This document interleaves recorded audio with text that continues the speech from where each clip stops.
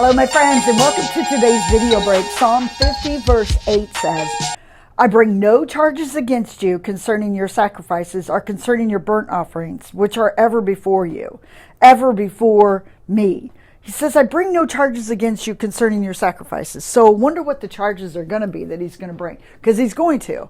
But here's the interesting thing. It isn't like they were doing it wrong. They were bringing, they were bringing their sacrifices before God. They were bringing their time. They were doing what they knew to do. And I'm wondering at times, friends, we can do the same thing.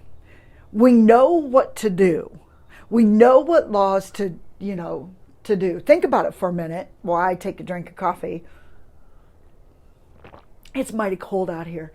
But they knew what to do. Oftentimes in our walk with Jesus, have you found that to be true? We know the right things to do. And sometimes we do the right thing. And, we feel really good about maybe putting the offering in the plate when it comes by. Maybe we feel really good that we're going to read the Bible through in a year.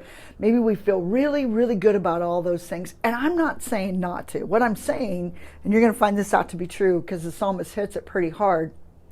God is more... He's more concerned about the being than the doing. He's more concerned about your heart and my heart than what we're doing. Sometimes we can get so caught up in doing that we miss what God is trying to say in the midst of it. The why. The motive behind, why they were bringing these sacrifices to God is because, I believe they loved God.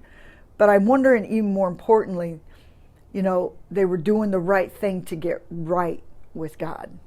Ooh, that's a hard thing. That's a hard thing to say, isn't it?